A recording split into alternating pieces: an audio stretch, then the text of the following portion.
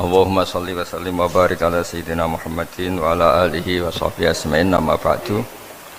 Yang sangat kita hormati bersama Direktur RSUD Rembang, Bapak Dr. Agus, tadi juga beberapa dokter spesialis, karyawan dan semuanya. Sebelumnya saya juga mengucapkan terima kasih atas pelayanan ibu kami. Beliau gerak di sini sampai 22 hari bulan Syakban sampai wafat juga di sini, dan kami sebagai keluarga sangat terima kasih atas semua pelayanan dan pengabdian tenaga medis di sini. Sebetulnya RSUD itu sudah sopan lah, datang ke kita mintanya ngaji virtual. Gara-gara sopan tuh saya kok jadi ingin sopan juga. Akhirnya saya yang datang ke sini. Biasanya yang lembaga-lembaga besar itu agak sopan, itu ngatur-ngatur orang. Ini kok baik gitu. Padahal BPK ngajinya di saya, lembaga negara. Kemenku pernah ngaji di saya virtual, tapi RSUD kok kayak kasihan, jadi saya kok terus iya, jadi hakul jar kira-kira itu karena tetangga itu. Tapi niat saya ya tidak baik-baik banget, sambil jalan-jalan kok dekat jadi. Tapi begini ya, saya akan cerita versi kiai ya. Kalau versi medis Anda lebih tahu. Kalau versi kiai itu kematian itu dianggap hal yang sebetulnya ada versi kiai ya, semua orang tahu lah pasti mati itu. Cuma inginnya mati itu kan macam-macam. Inginnya ya setelah kaya, terus setelah mapan, terus menangi anaknya mapan, cucunya mapan itu. Terus itu pun sebetulnya ada siap mati juga, tapi ya tetap mati itu. Jadi saya punya cerita, saya akan cerita yang lucu-lucu ya supaya enggak tegang ya menghadapi kematian. Dulu itu kroni itu ya sudah ada. Jadi Nabi itu ya punya kroni, tidak hanya pejabat. Nabi itu punya kroni. Nabi Sulaiman itu bisa terbang. Ya mulai dulu manfaatkan angin. Jadi angin itu mulai dulu memang luar biasa. Dimanfaatkan orang sekarang, mulai tenaga angin, pakai rem angin, mulai dulu angin itu luar biasa. Nah itu teman dekatnya Nabi Sulaiman tuh ya agak sopan tuh bilang gini, itu Pak Nabi itu kalau nanti ada malaikat Israel saya pinjam anginnya supaya tidak bisa ngejar saya katanya. Jadi mulai dulu tidak hanya pejabat, Nabi pun ya punya teman yang agak-agak gimana itu. Suatu saat malaikat Israel disuruh nyabut orang, misalnya namanya siapalah, nanti saya sebut ada yang tepaan sama nanti tersinggung ya, semuanya siapa gitu. Yang jelas namanya ada Agus tidak Bambang karena bahasa Arab itu orang ini cabut di India gitu. Nabi Sulaiman kira-kira ya di Palestina kira-kira gitu. Si orang ini ternyata di dekat Nabi Sulaiman.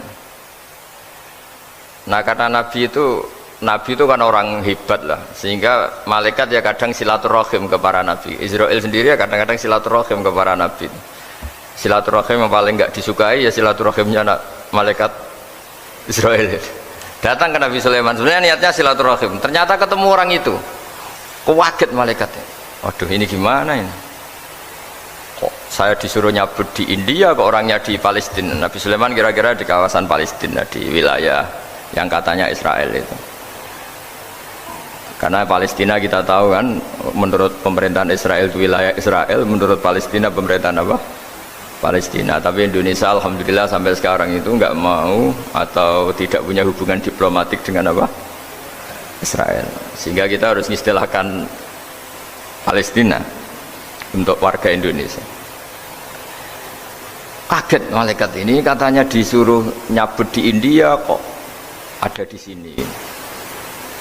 Nah si kroni ini, si orang yang itu melihat malaikat Israel, entah kenapa kok dia bisa melihat itu, mungkin punya kekuatan tertentu karena dekat Nabi. Kaget dia, malaikat melihat dia karena janggal ya, disuruh nyabut di India kok orangnya di Palestina. Si orang ini melihat malaikat juga takut, malaikat itu punya hawa yang luar biasa. Akhirnya bilang ke Nabi Sulaiman, ya Nabi Allah tolong pinjemin saya angin untuk saat ini juga saya bisa terbang ke India. dipinjemin sama Nabi Sulaiman. Akhirnya orang itu sampai ke India, dikira angin itu sudah segala-galanya sampai India. Terus malaikat senyum, seneng dia. Wah ini sesuai protokol karena andai kan orang itu tetap di situ, malah malaikat gak berani ngambil karena prosedurnya harus ngambil di India.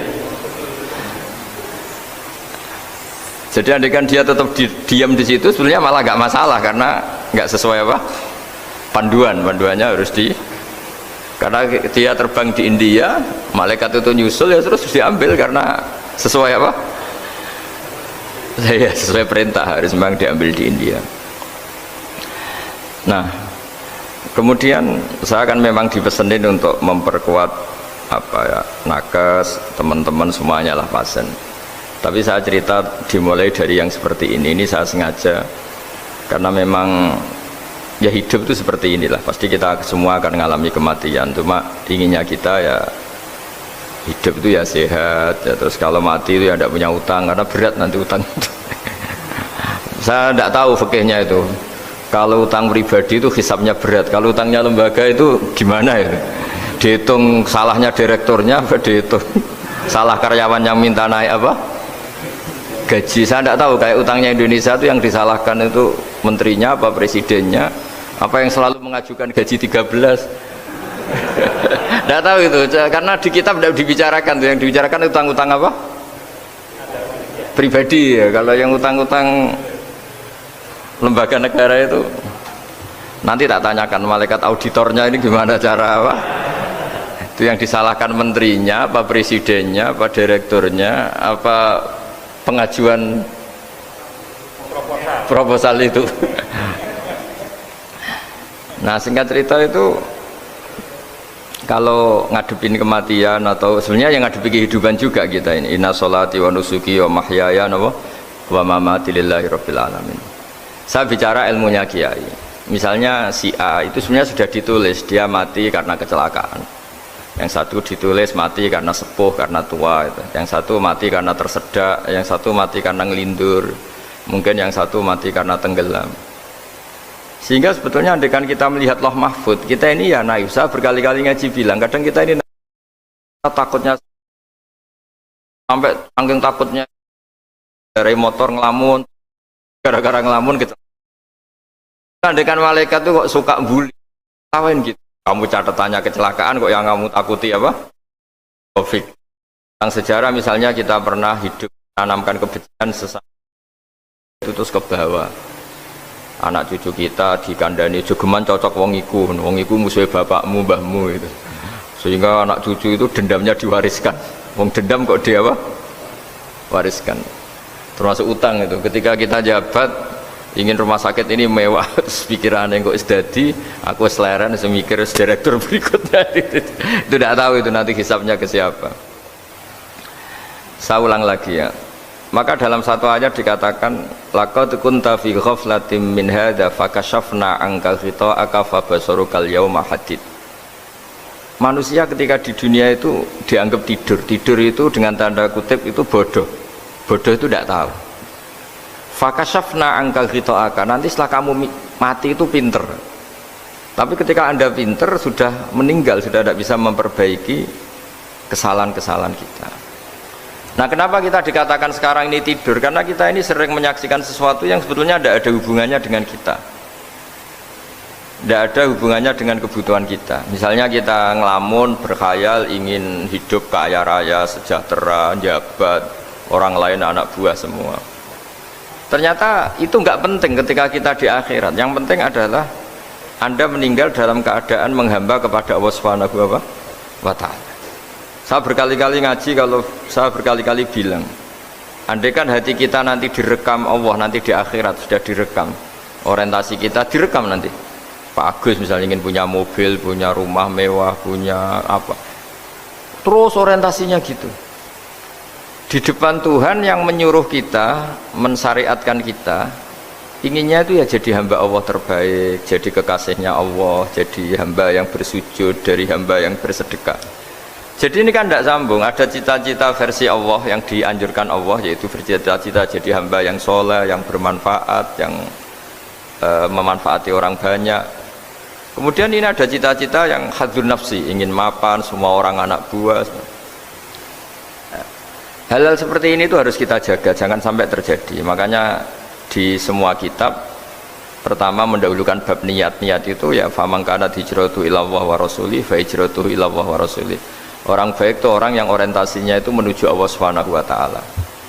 Lalu yang kurang baik adalah orang yang orientasinya itu ya harta, perempuan, pokoknya inginnya itu hal-hal yang kepentingan dirinya sendiri.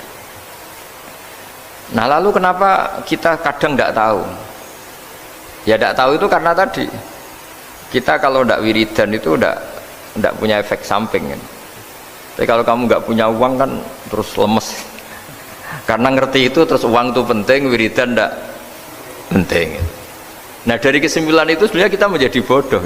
Karena menjadi bodoh ketika Anda meninggal ternyata uang ini nggak penting, wiridan ini penting. Tapi tahu kita terlambat setelah kita meninggal. Nah di sini saya ingin mengingatkan apapun kondisi kita yang jelas itu ingat selalu kepada Allah Subhanahu wa taala. Caranya ingat gimana? Kata Nabi, kamu bayangkan musibah yang lebih ekstrim, kamu akan tahu yang kamu alami itu ahwanu wa aisar, yang kamu alami itu ringan sekali. Ringan seringan-ringannya. Saya beri contoh ya, kalau Anda belajar kalau dalam bahasa pondok itu falak, mungkin kalau bahasa umum itu apalah ilmu apa. Misalnya orang ahli meteor, ahli apalah, ahli perbintangan. Ketakutannya pasti benda langit ini jatuh kemudian menimpa bumi. Nanti kalau Anda ahli geologi itu takutnya bumi ini likuifaksi karena sumber daya alamnya sudah begitu dikeruk, dimanfaatkan. Nanti yang ahli teroris atau yang ahli ekstremis itu takutnya itu ada teroris. Yang ahli sosiologi takutnya Indonesia itu chaos. Kalau chaos ya saling bunuh, saling. Jadi semuanya ini ketakutan ini semuanya mengarah terhadap kematian. Kecelakaan lalu lintas ya menjadikan orang mati, likuifaksi kayak kemarin di Sulawesi ya iya, gunung meletus, gempa, tsunami. Nah ketakutan yang menjadikan kematian sebenarnya banyak. Kalau baru tsunami aja ya orang takutnya ke tsunami, nanti kalau ada kematian gempa ya takutnya gempa, kalau temanya covid ya takutnya covid. Terus kalau ada tetangga mati karena ngelindur ya baru gue nak turu hati-hati nggak nak mati ngelindur. Jadi nah masalahnya kan kita tidak tahu, nggak tahunya itu ya tadi takutnya covid ternyata catatannya itu mati kecelakaan, takutnya kecelakaan ternyata matinya itu ngelindur, kan kita tidak pernah tahu. Dari tidak pernah tahu itu kemudian agama datang dengan anjuran sudahlah kamu tawakal bahwa semua urusan kamu di tangan Allah Subhanahu wa taala. Inna sholati wa nusuki wa mahyaya wa mamati lillahi rabbil alamin la syarikalah. Yes, ibadah kita, sholat kita, hidup kita, mati kita semua di tangan Allah Subhanahu wa taala. Sehingga dengan berpikir begini ini melihat covid itu ya kayak melihat potensi kematian yang lain, kayak karena gempa, likuifaksi, kecelakaan, karena ngelindur, karena macam-macam. Kenapa saya membuat atau menyarankan ya supaya orang berpikir demikian, supaya bersyukur bahwa kita ini dihimpit, disekelilingi penyebab kematian tadi. Kalau kita ahli meteorologi mungkin takutnya itu asteroid jatuh, terus kemudian meteor jatuh yang nggak habis digesek oleh sistem alam, terus macam-macam. Yang ahli gempa juga takutnya gempa, yang ahli tsunami takutnya tsunami, yang ahli sosial takutnya Indonesia chaos, kemudian saling bunuh, saling dan sebagainya dan sebagainya. Nah dengan keadaan seperti ini kita ini baik sekali, bukan sekedar baik sekali. Kita tidak mengalami chaos sosial, kita tidak mengalami likuifaksi, kita tidak mengalami benturan benda langit di bumi kita. Karena itu sekali terjadi bukan 1-2 lagi, tapi habis seluruh Indonesia, mungkin seluruh dunia. Nah di sini cara Allah membuat kita selalu bersyukur bahwa hal-hal itu tidak terjadi. Jadi ada sebuah ayat yang Allah selalu mengingatkan, aamintum man fis sama ayakhsifa bikumul ardo fa idza hiya tamur. Kamu boleh sekali-kali berpikir bumi ini justru potensinya itu likuifaksi, potensinya itu hancur karena di bawah itu ada magma, ada minyak, ada macam-macam. Ini kan di bawah ini kan ngerongkong cara Jawa itu karena diambilin terus. Piro-piro diambil yaene ya ono masih bisa dipakai. Belum sistem bumi sendiri, wa fil ardi qita'um mutajawirat, bumi sendiri itu berupa lempengan-lempengan. Setiap saat itu potensinya geser, sekali geser ya jadi gempa. Terus belum benda langit yang potensinya juga jatuh, sekali jatuh ya habis kita. Jadi yang kita ini dikepung sekian potensi yang bisa menghancurkan kita. Tapi nyatanya mulai Nabi Adam sampai sekarang tuh ada kehidupan, ada khayal. Sing Joko ya kepengen payu rabi, mungkin sing wis payu rabi ya mbah kepengen mbah roh. Macam-macam lah. Tapi yang jelas itu wong dikepung kematian kok ya khayalnya masih tinggi gitu. Lah nggak pernah ngayal ya orang yang utang ditagih itu, gak kober ngayal. Soalnya wedine tanggal kredit itu. Tapi ini saya cerita supaya orang Indonesia itu ngerti lah bahwa yang ngepung kita itu tidak hanya Covid. Banyak. Makanya orang Arab itu kalau ngendikan itu wa man lam yamut bisayfi mata bi khairihi ta'addadatil asbab wal maut wahidu. Karena orang Arab itu kan dulu Arab sebelum Islam itu kan satu kabilah nyerang kabilah yang lain. Wah itu kan harus butuh orang-orang tangguh karena dulu sistem rezekinya kayak sistem Indonesia dulu lah. Kerajaan ini nyerang ini supaya satu kerajaan punya eksistensi harus mengalahkan kerajaan yang lain. Bahkan cerita-cerita itu sama lah di Indonesia di mana-mana. Nah itu pemuda-pemuda yang gagah berani itu karena punya pegangan tadi. Wa man lam yamut bisayfi toh mata biwirihi. Kalau kamu tidak mati di medan perang ya tetap aja mati juga gitu. Sehingga mereka kendel gitu kata cerita orang dulu. Ta'addadatil asbab wal maut wahidu. Sebab kematian bisa macam-macam, tapi kesimpulannya tetap saja namanya mati. Lalu Islam itu mengajarkan aksiru min dzikri hadhimil ladzat. Kamu harus banyak ingat mati. Tapi uniknya Islam itu menyuruh ingat mati itu disuruh justru semangat hidup. Karena kita butuh bekal itu. Jadi kalau kamu ingat mati itu jangan terus loyo, terus nunggu takdir mati itu enggak, malah disuruh semangat. Nah, tenaga medis semangat mengobati pasien, yang pasien juga semangat apa? Mensupport dirinya supaya punya keberanian hidup. Orang Jawa nunggoni anak, nunggoni putu. Kalau saya sebagai kiai ya nunggoni santri, nunggoni umat. Jadi ingat mati itu justru dengan cara mencintai hidup. Karena hidup ini adalah bekal kita untuk sanggup ketemu Allah Subhanahu wa taala. Kadang-kadang bekal itu mudah sekali. Ada orang nakal gara-gara minumin anjing yang baru haus, sama Allah dimaafkan. Ada orang yang pulang dari tempat kerjanya, ada duri di tengah jalan, disikirkan takut kena orang, diampuni Allah, akhirnya menjadi ahli apa? Surga. Ada orang yang kerja untuk orang tuanya, kemudian orang tuanya dicukupin menjadi ahli surga. Bahkan ada ahli surga itu ceritanya itu, tapi ini jangan dicoba. Ada orang sudah jelas niat nyon sewu, niat zina, sudah tinggal itu terus mikir dia. Saat itu takut Allah gak jadi, barokahnya gak jadi, langsung dia jadi ahli surga. Sarannya gak jadi loh ya. Tapi ya tidak usah dicoba. Itu kalau keterusan masalah. Jadi Islam itu menganjurkan ingat mati, tapi justru dengan cara mencintai kehidupan. Karena yang jadi referensi Allah nanti di akhirat adalah perilaku kita, amal kita zaman apa? Hidup. Jadi disuruh ingat mati, tapi justru dengan cara sangat mencintai apa? Kehidupan.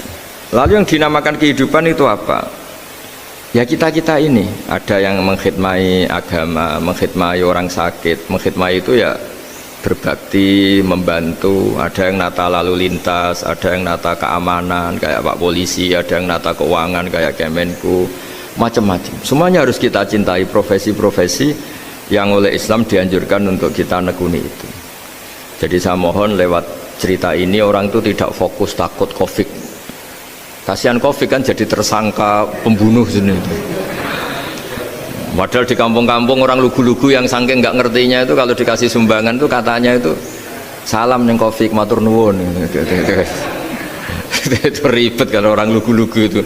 Dikira Covid itu satu makhluk atau manusia yang apa? Nyumbang itu. Jadi saya mohon semohon-mohonnya, minta seminta-mintanya, sampean harus ngitung nikmat lah. Dengan sistem meteor seperti itu di langit tidak jatuh ke kita, sistem bumi yang sudah ngerongkong gini tidak likuifaksi, Terus di dunia ini banyak kimia, banyak racun. Itu kalau misalnya meledak kemudian dibawa angin, mungkin matinya lebih massal. Ternyata semua itu nggak terjadi. Artinya nikmat yang sekarang kita dapatkan, kita nikmati sekarang itu jauh lebih besar ketimbang ketakutan kita. Nah, ini Islam selalu menganjurkan fadzkuru ala Allah la'allakum tuflihun. Selalu ingat sisi-sisi nikmatnya Allah. Kamu jangan hanya sisi wah kita dikepung Covid, kita punya istri judes, punya anak nggak nurut, punya atasan sadis, punya anak buah nggak loyal. Kalau gitu terus ya kamu nggak berani hidup. Yang diingat masalah terus. Itu salah, hidup seperti itu salah menurut Islam. Yang Islam menganjurkan fadzkuru ala Allah, kamu ingat sisi-sisi nikmatnya Allah, bukan sisi-sisi kita hidup itu diuji. Saya punya sekian cerita ulama-ulama yang unik, yang punya nasihat itu. Jadi ada orang kaya raya, dulu temannya banyak, anak buahnya banyak. Suatu saat dia miskin terus gak ada yang berkunjung. Terus dia ngeluh, curhat ke ulama itu. Ketika saya kaya yang berkunjung banyak, ketika saya miskin kok nggak ada yang berkunjung, kurang ajar betul teman-teman saya. Terus kata kiai itu lucu kalau ada nih, ya bagus gitu dong ketika anda miskin sudah ada yang berkunjung. Loh kok bisa? Ya misalnya kamu sekarang jadi buruhnya orang, pas disuruh-suruh dibentak-bentak, terus teman kamu udah datang, malah kamu jadi tontonan toh. Mendingan nggak udah datang, jadi kamu ketika buruh orang nggak malu karena teman-teman kamu sudah tidak datang. Ya alhamdulillah kalau gitu ya. Jadi dulu satu hal yang dia dulu nganggap problem, ya kan, kalau kamu misalnya dulu kaya, temannya banyak, jabat, terus yang takut banyak, ketika sudah miskin Yun Sawu jadi buruhnya orang, disuruh-suruh, terus teman kamu tetap do datang, siap nggak ada? Siap datang apa siap tidak datang? Lebih siap tidak datang sebetulnya kan, karena nggak jadi tonton. Akhirnya dia sadar. Ya gitu, kalau dikeluhin istri saya ini judes, sering marahin gini-gini. Ya bagus dong marahin kamu, kalau marahin tetangga malah masalah kan. Coba kamu punya istri kalau marah marahin orang lain, pusing enggak? Mendingan marahin. Jadi pokoknya dilatih terus. Lama-lama dia bersyukur. Nah termasuk cara kita melihat kehidupan. Ada doa Rasulullah SAW yang luar biasa, ya Allah jadikan kehidupan ini sebagai penambahan saya untuk berbuat baik. Wal mauta rohatan li min kulli syarrin, kalau saya engkau takdir mati ya anggap mawon ini mati itu berakhirnya semua potensi keburukan saya. Orang itu kan potensinya dua, buruk betul atau potensi buruk. Mungkin sekarang kita tidak korupsi, tapi saja suatu saat kita korupsi. Mungkin sekarang kita tidak salah, suatu saat potensi salah. Dan mati itu mengakhiri itu semua. Makanya saya berkali-kali cerita kalau ngaji, kalau orang-orang alim NU itu kalau ada bajingan mati tetap dia seksa ini baik dia. Itu tetangganya nggak mau semua. Wong bajingan darani baik. Tapi kiainya ngotot harus disaksikan kalau ini baik. Akhirnya mereka bilang ya baik-baik. Padahal di hati kiainya sudah tidak bisa garong lagi, tidak bajing lagi. Ya baiklah gitu.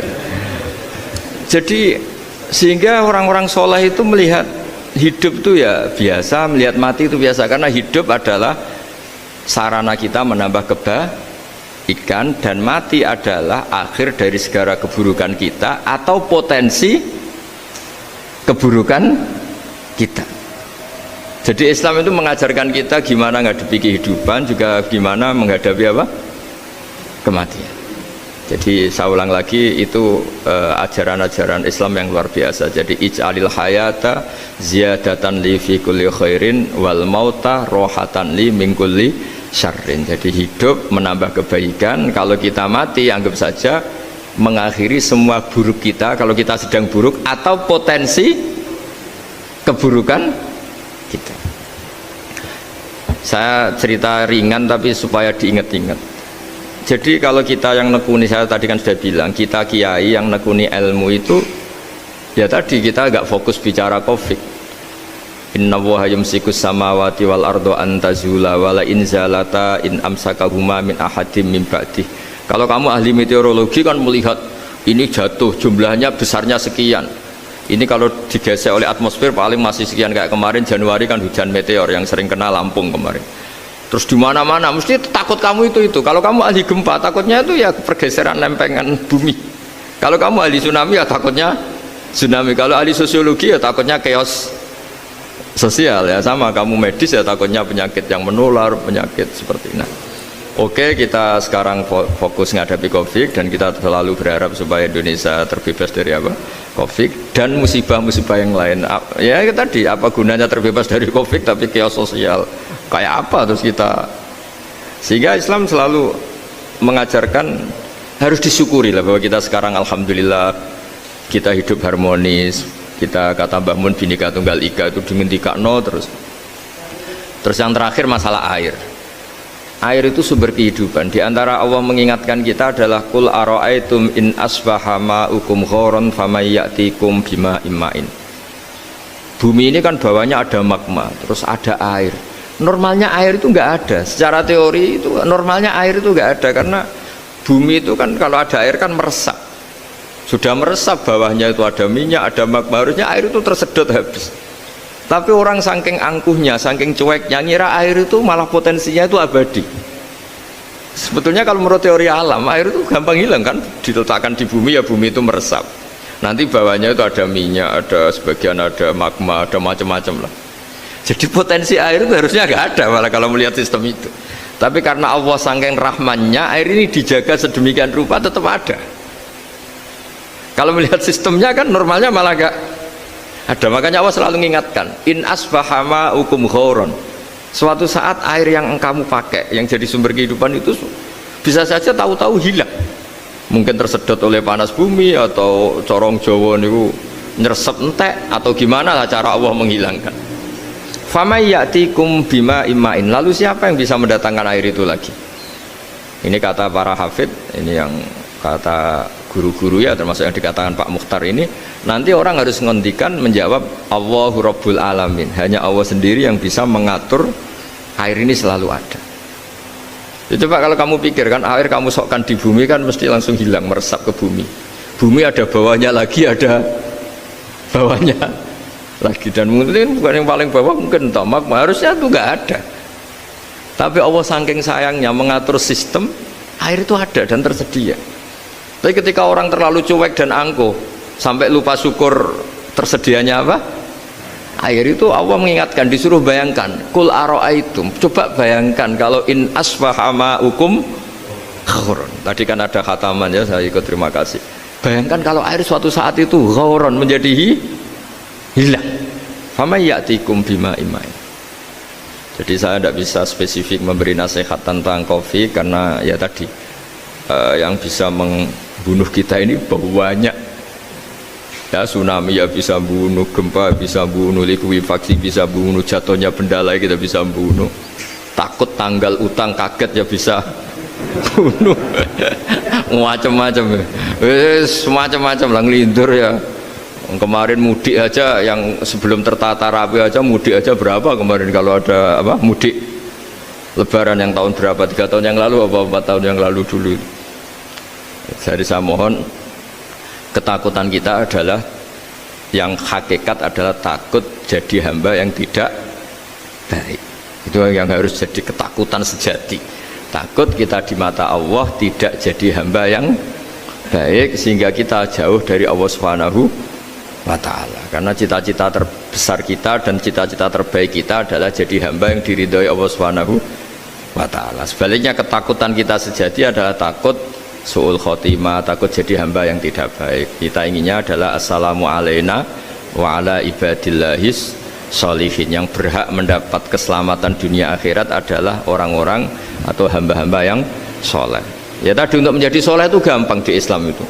Tenaga medis nolong pasien ya ibadah, pasien husnudzon sama dokter ya ibadah, mengelola hidup, ingin hidup ya ibadah, anak ngurus istri, istri ngurus, pokoknya anak yang ngurus keluarganya juga ibadah. Semuanya itu di Islam itu asal tidak maksiat itu dianggap apa? Ibadah. Dan untuk orang menjadi kekasihnya Allah kayak tadi, ada orang yang karena ngerawat hewan dijadikan walinya Allah, menghilangkan apa duri atau pengganggu di jalan jadi kekasih Allah. Itu cerita-cerita itu semuanya ringan.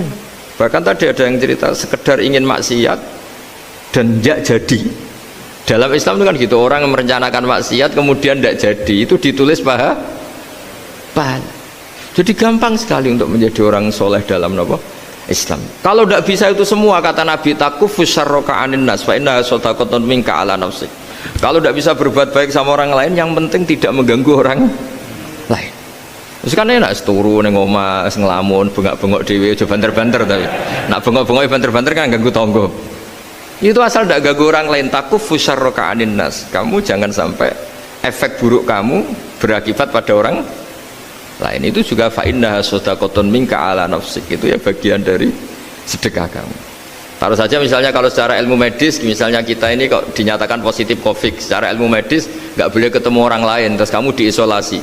Kamu niatin ketika diisolasi itu tidak menularkan bahaya kepada orang lain. Itu juga ibadah. Jadi ibadah itu gampang sekali, mudah sekali. Karena agama ini yuridu wa bikumul yusra wala yuridu bikumul usra. Agama ini mudah, bukan sulit. Ya, mohon maaf tadi saya nggak bisa datang yang jam 11 karena saya tadi malam hormat di Jogja, acara 7 harinya Kiai Jatabek, tadi pagi baru datang. Tapi saya mohon pokoknya yang seneng ya, hidup itu yang seneng, diberi kesempatan hidup sampai sekarang itu yang seneng. Jangan karena teman kamu meninggal terus akan-akan ini teman saya meninggal, paling saya besok. Kok kamu tahu? Nyatanya besok hidup lagi, besoknya ya hidup lagi, sampai sekarang ya masih hidup.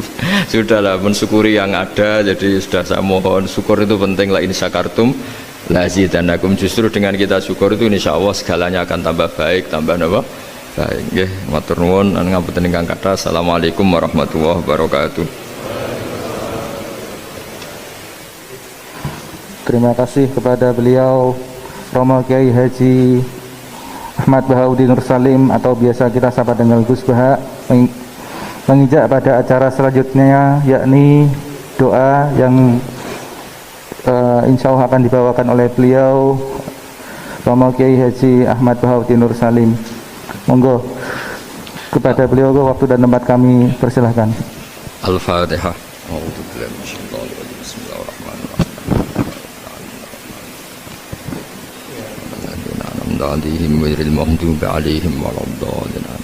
Bismillahirrahmanirrahim. Nahmaduka ya ghafur ya syakur ya rahman ya rahim ya syafi ishfina shifaan la yughadiru saqaman. Allahumma salli wa sallim wa barik ala sayyidina Muhammad alladhi 'allamana ya wa bil i'timad alayka ya wa istishfa bika ya Allah fa bi haqqi jahi 'indaka ya wa athibil ba'sa ya Allah ya rahman ya rahim. Allahumma ya Allah, Allahumma anta syafi ishfina shifaan la yughadiru saqaman. Allahumma ya wa anta syafi ishfina shifaan la yughadiru saqaman. Wasfi mardona ya Allah wa tayu mardona innaka anta syafi azibil ba'sa rabban nas innaka anta syafi ya Allah. Allahumma ya Allah la narju siwaka wa anta rojauna ya Allah wa anna lan nahlika wa anta ma'ana wa anta rojauna ya Allah faj'alna ya Allah wa ahla Indonesia salimin ghanimin mu'afin min kulli bala'id dunya wal akhirah. Allahumma ya ilahana ya wa ij'alna min ibadika syakirin min ibadika sholihin wa min ibadika alladhina ya Allah ma syofi ardika haunan ya Allah na'muru bil ma'ruf wa nanha 'anil munkar. Ya Allah ya Allah ya Haqqu ya Mubin is'alna ya Allah salimin wa nimin ma'afin min kulli bala'id dunya wal akhirah. Rabbana atina fid dunya hasanah wa fil akhirati hasanah wa qina adzabannar. Sallallahu alaihi sayyidina Muhammad sallallahu alaihi wasallam. Subhana rabbika rabbil izzati amma yasifun wa salamun alal mursalin walhamdulillahi rabbil alamin. Sirrul Fatihah. A'udzu billahi minasyaitonir rajim.